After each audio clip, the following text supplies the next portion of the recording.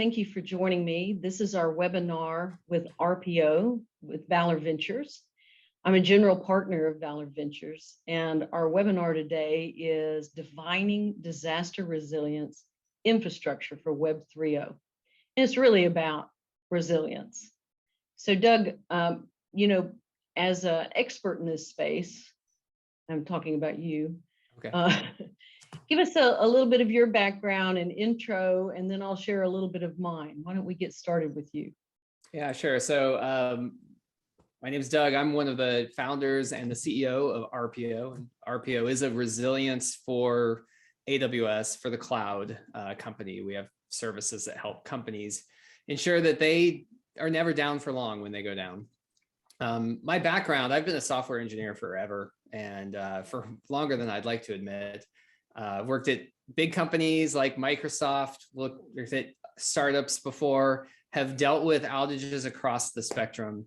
And in particular, the last company I was at, I ran a software engineering organization for a telecom, and we had a lot of stuff in AWS, and Amazon had a 5-hour outage in the middle of the day one time, and it was a very uncomfortable experience. Very painful. It's very painful, yeah. But that actually got us onto Arpio, and that's really was the genesis of this company. So you have a passion for this space. I am also got a background in telecom. I was at AT&T and Bell Laboratories, went to BlackBerry, and then worked at Samsung. And this is a sweet spot for me because I am passionate about not only, being able to be resilient, but not only understanding the disaster recovery landscape, but business continuity as well as we move forward with new technologies. And, some of the things that I've been part of is, of course, 9/11 was a big one, Katrina. But some of the ones that are hard and a lot of people don't see is how this affects that end client and customer. And as we move to the cloud and more concentration of businesses and services and critical needs are concentrated in the cloud, it becomes even more important to understand, what are we doing about being resilient and having business continuity in the new cloud environment. And I was reading somewhere there's 40% of critical services have already moved their main run and operation to AWS. So I wanted to talk about outages today because I think that's top of mind for both of us. Sure, let's do it. So which one comes to mind for you first that you guys have been working on? All right, well, I've got a few stories sort of in the can I can share with you. The first one is a story about a company called CodeSpaces. CodeSpaces was at one time an up and coming SaaS business, competitor to companies like GitHub, Bitbucket. They had a boutique service around offering developer solutions, source control management solutions for highly regulated organizations. And they had all kinds of marketing material about their business continuity, stature, their posture, and how elite they really were in this. And then they woke up one day and they found that somebody had hacked into their AWS account. And that person had notified them that they were on the inside and demanded a ransom to leave. And they said, well, let's just lock them out. So they began the process of shutting down their access to the account. Unfortunately, they weren't fast enough. The attacker had installed a backdoor, and they used that backdoor just to go delete everything in the account. It was all of the servers, all of the databases, and most importantly, all of the backups of all those systems. And they probably started with the backups, didn't they? I don't know that level of detail on it. What I know is that 3 days later, they had to close down their business. And so you take a company that's worth tens, maybe hundreds of millions of dollars, right? And imagine that evaporating because they just hadn't done the right things to protect themselves from all the various disaster scenarios. And do you actually, when you see things like this is not the only one. I can imagine there's probably multiple examples in this space. I used to get customers calling in, crying on the phone, my business is down. And you're kind of thinking to yourself, so what was your backup strategy? What was your continuity strategy? And you can't get into the middle of that when they're seeing, their business close before their eyes. It's a pretty stressful situation. Yeah, I mean, it is totally catastrophic. And, the reason why this story has always stood out to me is that so many of the people that we talk to are focused on platform resilience and how do I protect my business in case my cloud provider has an outage. But the most existential threats to companies are cyber events, whether it's, what I just described there, a bad actor getting into your environment, a ransomware attack. There's another story that I often tell people. It's about an event that happened at Cisco and the WebEx team, where they had actually parted ways with an employee. I don't know the circumstances there, but Well, disgruntled employees are insiders at one point in time, yeah, and exactly. know all of what everything's going on, right? Yeah, yeah. And so they failed to shut down this guy's access apparently to the AWS environment. And you wouldn't believe how often that happens. Yeah. And especially if you think about how complex these platforms are, you can do all kinds of stuff around single sign-on to make sure that the front door has a single point of entry and that you've done the right things to lock down access for those people and eliminate access as people are leaving an organization. But there's all kinds of backdoor API tokens and other sorts of mechanisms. This guy took advantage of that to go in and delete 456 virtual machines out of the production environment. They had a 2-week outage of the WebEx Teams application. And they, luckily were able to restore the service 2 weeks later. It's better than CodeSpaces was able to do with theirs. But if you just think about how much revenue did they lose during that period? Revenue loss. Yeah, totally. And the value of that business. And you think that there are people in the organization, single points, that have the ability to get into your environment and completely undermine all of the IT systems in there. Well, and one of the stories I shared with you is, we were just even doing an upgrade to one of the services a long time ago, and it was all the 800 services. And somebody literally in their protocol deleted the whole infrastructure. Yeah. Now the telephony continued to work, but we had no record of who owned those 800 numbers for a long period of time. And so you can't bill them. There's no billing that occurs. So a lot of people don't understand that, once you've made that mistake, unless you have some way to, build it back, have that resilience, restore it back, you're left empty-handed. Yeah, you are. And I think another thing to think about as people are transitioning from traditional on-premises workloads into the cloud is cloud workloads are entirely virtual. So on-premises is generally a mix, a lot of virtualization, but the cloud platform is one unified platform, whereas on-premises you're running different hypervisor platforms and different vendors provide networking platforms. And so what that means is that there's some amount of isolation you get just because of the fragmentation on premises, and you move into the cloud, you now have one credential that gives you access to go do all kinds of things. And it does become a big vulnerability for the resilience that you can provide, and especially when we're talking about cyber resilience. A lot of people, even if they still have those on-prem solutions, the cloud offers them an alternative space for continuity. They could actually build and structure an environment in the cloud in the event that they had to recover, and not have to do an on-prem recovery if that's not possible.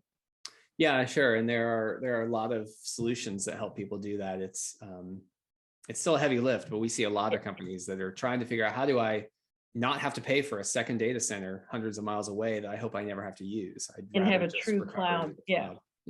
Cloud is an option. Yep. So, but we're talking about these sort of cyber disasters. The other class of disasters you see in the cloud are these platform outages. And before we come back to what happened last month in AWS and talk about that, these outages do happen a few times a year. They'll have a major outage in AWS in particular. The other story I was going to tell you about was one that happened just over a year ago. It was the day before Thanksgiving. Amazon was scaling up some services to be able to support the Black Friday shopping that was going to happen. And by adding capacity to one of the services, they triggered a scalability limit in that service that caused that particular service to go down for 17. It took them 17 hours to recover from this outage. And the interesting thing is this is a service called Kinesis. It's a data streaming service. It's foundational for all kinds of other services in AWS. So not only is Kinesis affected, but the CloudWatch metrics service is affected. And when metrics aren't working, then things like auto scaling aren't working. And so one vulnerability, scale bug effectively in one service suddenly creates a massive outage for thousands, millions of businesses that there's nothing they can do but sit down and wait for Amazon to fix it. And at that point in time, they probably already know for every minute that they're not available, how much revenue they lose. Some of them certainly are, yeah. You know, I think in general, the lesson that I often take out of that one is twofold. One is the cloud is so powerful, but so complex that you don't understand how the butterfly flapping its wings over here might generate a cyclone over there kind of thing. And really, I think the people even on the inside, the cloud environments don't understand how all these dependencies stack up. But then the other thing is that these cloud platforms are so massive, there's no way to scale test them before you go into production. So we see, you know, new releases or scale up events, and that's the first time that the providers will realize that they haven't built a solution that actually works for the scale that they're being driven at. Now, do you think that these type of outages affect people that are only leveraging like high availability? Well, yeah, certainly there are different classes of failure modes, and that Kinesis one, I think definitely impacted companies who have more cloud native, cloud forward workloads. The irony of this is if you just take some virtual machines out of your data center and plop them down in the cloud, and it's a very static environment for the most part, then you aren't vulnerable to that Kinesis outage. You aren't actually vulnerable to, well, one of the 3 outages that happened last month in AWS, the big one. But once you start really taking advantage of these higher level services and these auto scaling capabilities and anything that has to interact with the platform, dynamic capabilities of the platform, then you're vulnerable to outages of the platform. And that is where you find companies having these tear your hair out events periodically. And just a question, because maybe, you know, I'm not as cloud native as some folks are on the call, but when you're dealing with Amazon Web Services and they're having an outage such as this, or is there only action after this is to kind of give you a credit back on your account that you lost 17 hours of activity, but they don't actually help you with the business impact that you just took? Well, yeah. So I mean, certainly they have SLAs and they do have some financial penalties associated with those with really large customers. But it's pennies compared to the actual loss of business that happens during these events. They effectively are going to refund you for the service that they weren't able to offer. They're not going to compensate you for the business that you were not able to transact during that period.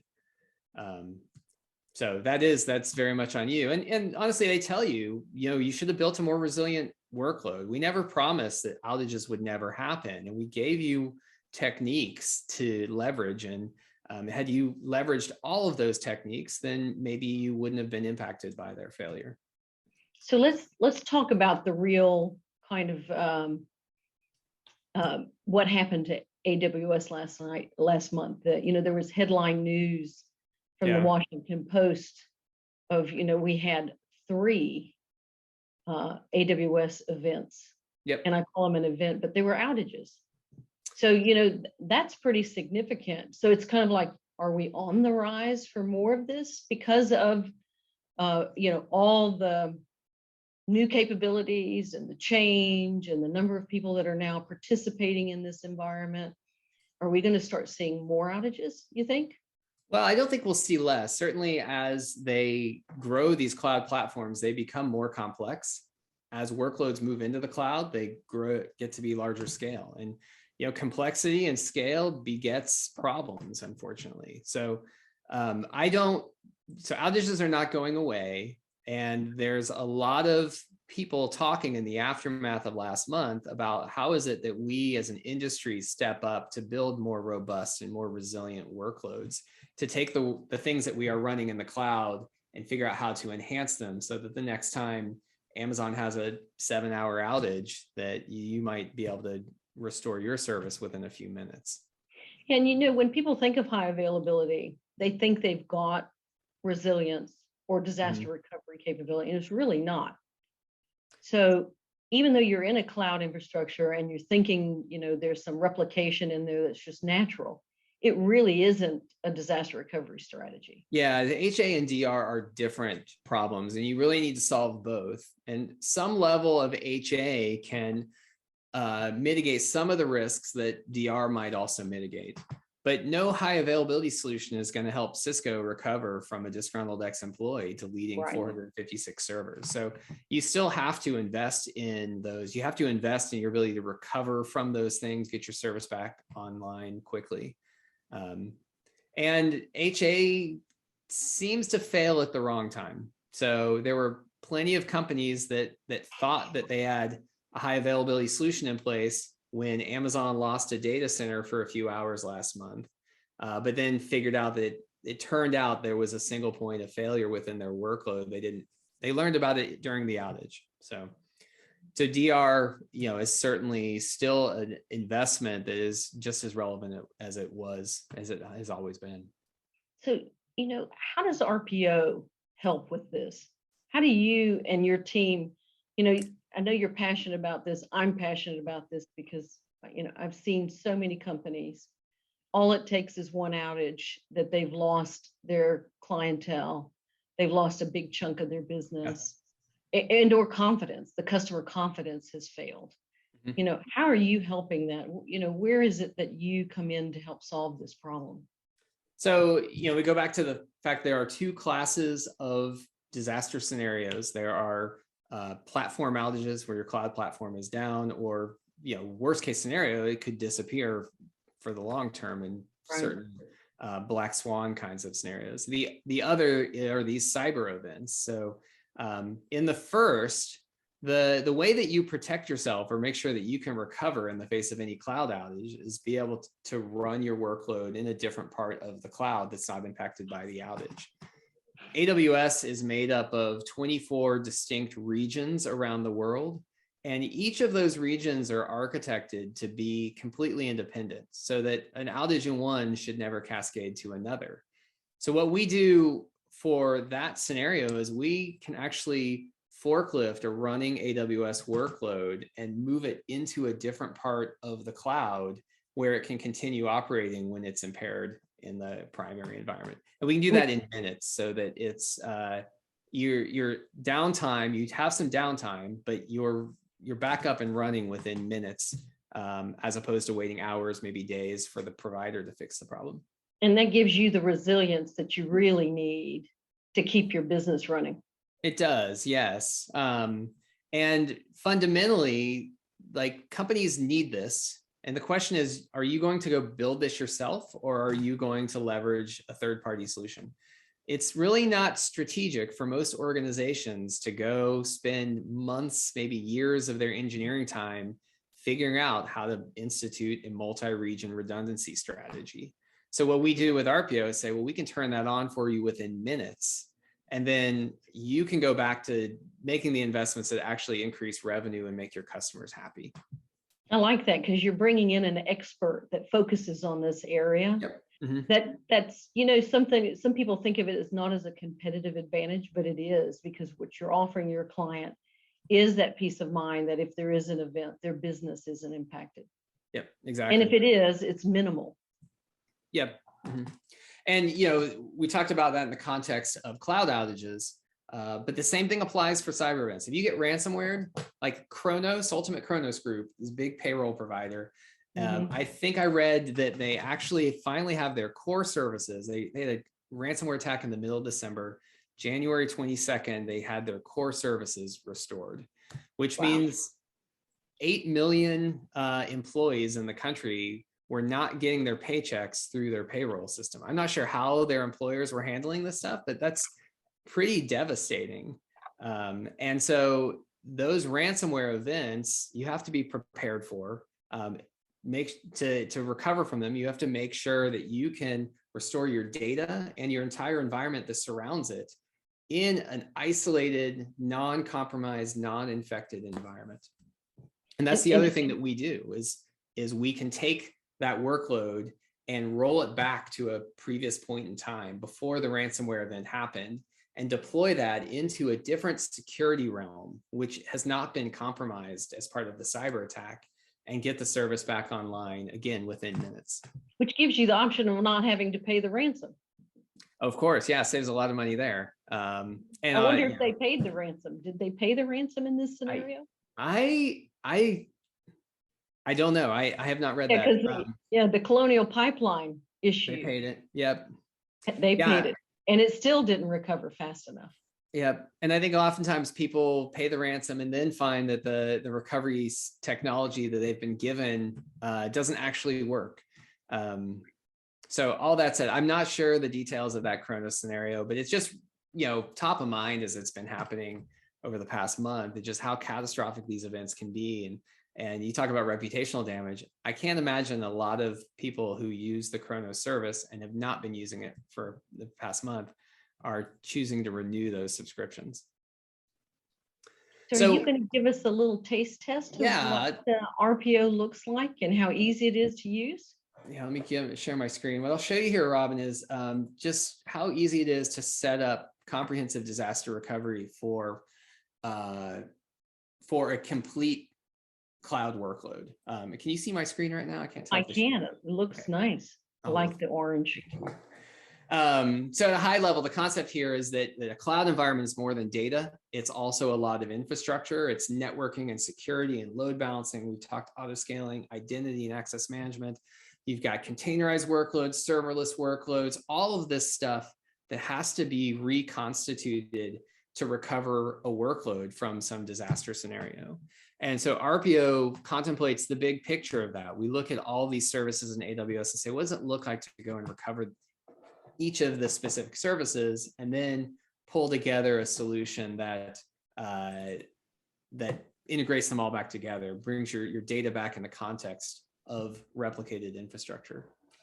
So I'm going to show you what it looks like to set up a new workload here. And we just defined a new application. I'm going to name this one after you, Robin. You can put my name on it. I'm fine with that. And, I was thinking as you were doing this, even though you've built this environment so that you can have the resilience and the backup and recovery confidence, and not only with the infrastructure and environment and data, you could use this replication for building out test environments and all other kind of things. So there's a lot of other capabilities that can be performed. Yeah, a lot of our customers would use Arpio to spin up a replica of their production environment and practice any maintenance operations, new deployments, that kind of stuff.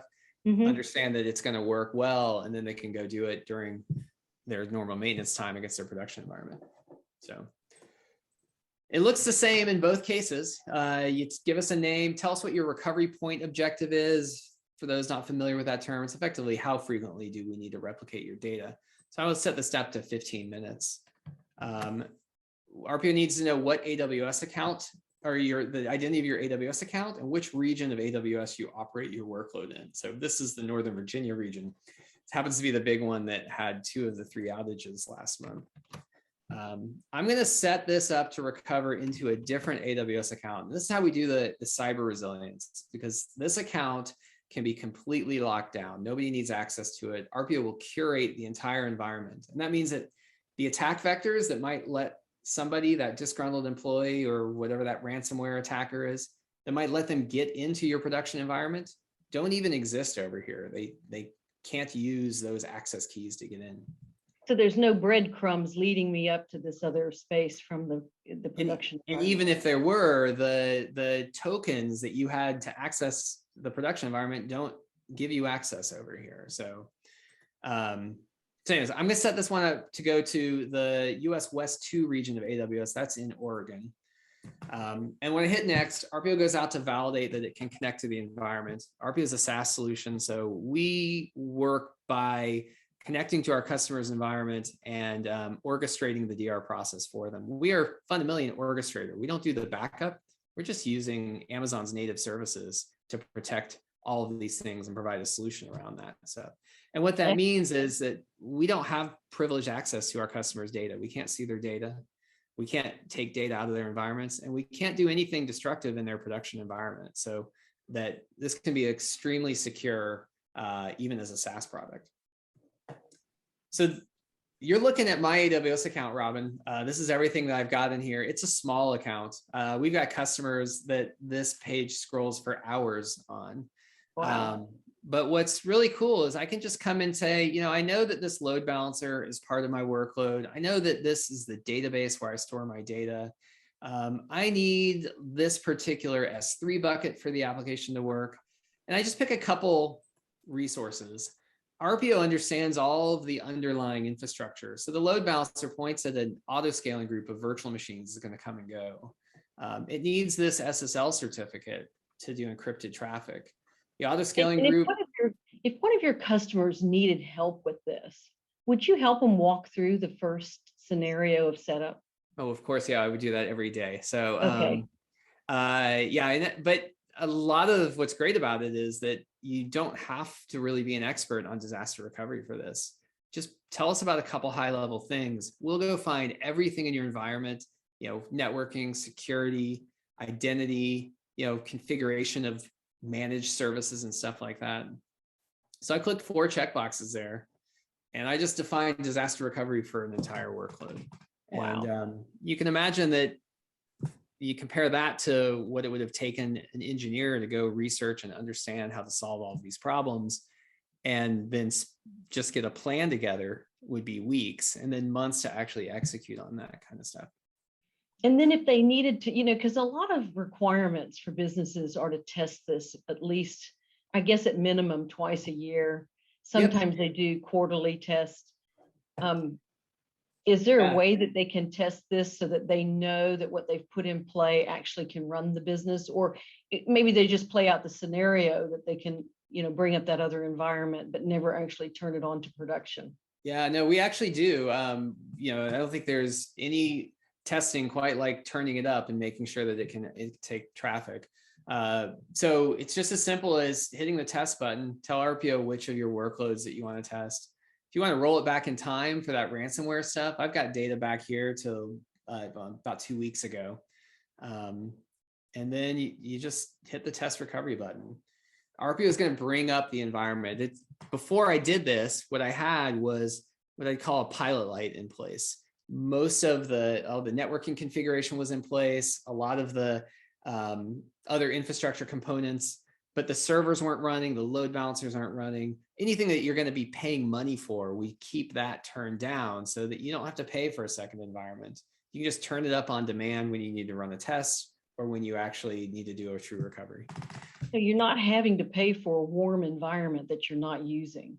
Yeah, I mean, most of our customers tell us that their recovery environment costs just 1 to 2% of what their production environment costs. Wow, that in itself is just a big money saver. Oh yeah, it certainly beats the world where you have to run 2 different environments so that you can keep them in sync. Well, this has been excellent. I know that we are at our 30-minute mark. Anything you want to leave the people that are watching our webinar today? Any thoughts that you want to leave them with? Well, I mean, I just guess I'd say, don't forget that disaster recovery is just as relevant in the cloud as it has been on premises. And whether it's an outage of your cloud provider or protecting yourself from cyber events, a lot of people like to focus on how do I keep the bad guys out? But the bad guys keep getting in. And when they get in, your recovery capability is that last line of defense, the most important piece of it. So you have to consider both of these things as you're running critical workloads that underpin the value of billion-dollar enterprises every single day. And DR is just a small investment in an insurance policy to make sure that your business will always be able to survive any kind of unfortunate event. I think of it as also keeping your commitment to your customer to be always available. Exactly. Yep. All right. Well, thank you very much for sharing all of this with us today. I'm so excited to be part of this journey with you. And if there's anybody out there that wants to connect with us, just give us a shout and we will connect with you either online, or I can get you to Doug if needed. Yeah, and Robin, there was one question in the Q&A here, if I can Oh, go ahead good. and address Okay. it really quickly. So the question was, how does Arpio advise of AWS outages, and are we able to proactively warn our clients? So we do have monitoring of all the AWS regions, and we understand what the state is of various services within AWS.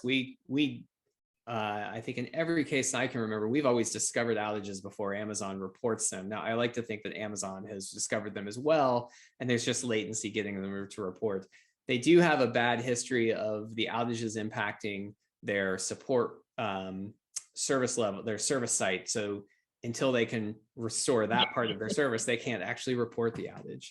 And you know what, in a recovery scenario, that's the first thing you're supposed to design, is that the support and services to recover are separate from your actual work environment. Yeah. But so we do know about those. And while our business is really about the product, the technology here, we have some customers who we sell a higher level of service to, white glove support, to help them through outage events. Excellent. Well, All Doug, right. it's been wonderful chatting with you and sharing stories.